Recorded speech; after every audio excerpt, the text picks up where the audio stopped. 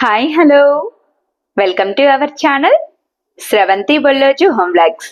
Today special recipe గోధుమ పిండితో halwa. Cup గోధుమ పిండి, బెల్లంతో ఇలా ఎప్పుడైనా హల్వాని ట్రై చేశారా? చాలా టేస్టీగా ఉంటుంది. ఇంటికి ఎవరైనా బంధువులు వచ్చినప్పుడు చకచక 10 నిమిషాల్లో ప్రిపేర్ చేసే ఈ హల్వాని ఒక్కసారి ట్రై చేసి చూడండి. నోట్లో వేసుకుంటే ఇట్టే కరిగిపోతుంది. అంత టేస్టీగా ఉంటుంది. మరింకెందుకు ఆలస్యం, ఎలా తయారు చేయాలో చూసేద్దామా? ముందుగా హల్వాని ప్రిపేర్ చేయడం కోసం స్టవ్ వెలిగించి బౌల్ని పెట్టుకుని 1 కప్పు వరకు సన్నగా తురుము పెట్టుకున్న బెల్లం తురుము, అదే కప్పుతో 1 కప్పు వరకు వాటర్, హల్వా మంచి ఫ్లేవర్ కోసం 4 కచ్చపచ్చగా దంచిన ఇలాచీలను వేసుకొని బెల్లం పూర్తిగా కరిగేంత వరకు స్టవ్ని మీడియం ఫ్లేమ్లో ఉంచి కలుపుతూ మసలనివ్వండి. ఈ హల్వాను ప్రిపేర్ చేయడానికి బెల్లం పూర్తిగా కరిగితే సరిపోతుంది. ఎటువంటి పాకము అవసరం లేదు. అదే షుగర్నైతే డైరెక్ట్గానే వేసుకోవచ్చు. ఇలా బెల్లం పూర్తిగా కరిగిన తర్వాత స్టవ్ ఆఫ్ చేసేయండి. మీరు బెల్లాన్ని ఏ కప్పుతో అయితే కొలుచుకొని తీసుకున్నారు, మిగిలిన ఇంగ్రీడియంట్స్ అన్నింటినీ అదే కప్పుతో కొలుచుకొని తీసుకోండి. ఇలా అయితేనే గోధుమ హల్వా పర్ఫెక్ట్గా కుదురుతుంది. తర్వాత హల్వాని ప్రిపేర్ చేయడం కోసం కాస్త వెడల్పుగా అడుగు మందంగా ఉన్న బౌల్ను తీసుకోండి.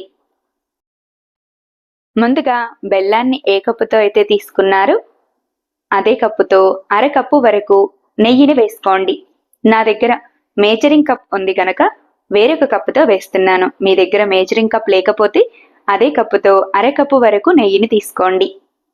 నెయ్యి వేసుకున్న తర్వాత 1 కప్పు వరకు గోధుమ పిండి వేసిన కప్పుతోటి 1/2 కప్పు వరకు సన్నని ఉప్మా రవ్వను వేసుకొని ఉప్మా రవ్వ, గోధుమ పిండి చక్కగా ఫ్రై అయ్యేంత వరకు కలుపుతూ స్టవ్ని మీడియం ఫ్లేమ్లో ఉంచి ఫ్రై చేయండి. గోధుమ పిండి, రవ్వ ఫ్రై అవ్వడానికి ఎక్కువగా టైం పట్టదు. స్టవ్ని లో ఫ్లేమ్లో ఉంచి కలుపుతూ 5 నిమిషాల వరకు ఫ్రై చేస్తే రవ్వ చక్కగా ఫ్రై అయి చక్కటి సువాసన వస్తుంది.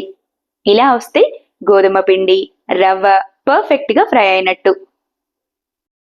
ఇలా గోధుమ పిండి, రవ్వ చక్కగా ఫ్రై అయిన తర్వాత ముందుగా పిండి తీసుకున్న కప్పుతోటి 1 కప్పు వరకు చిక్కటి పాలను పోసి పాలు పూర్తిగా కలిసేంత వరకు కలుపుతూ ఉండండి.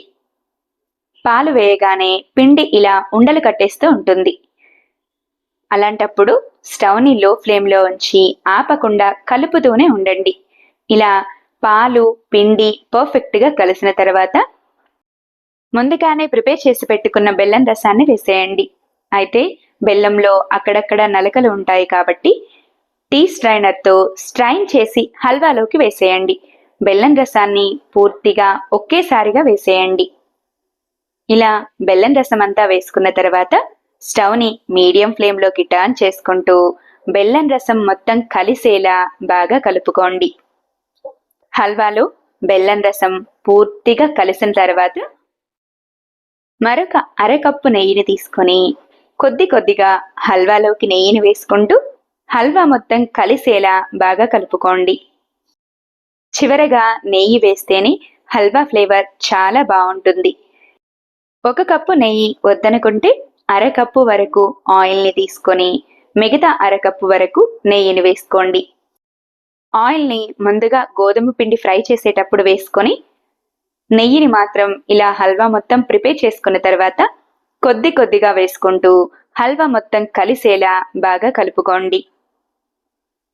నెయ్యి, హల్వా చక్కగా కలిసిన తర్వాత స్టవ్ ఆఫ్ చేసేయండి.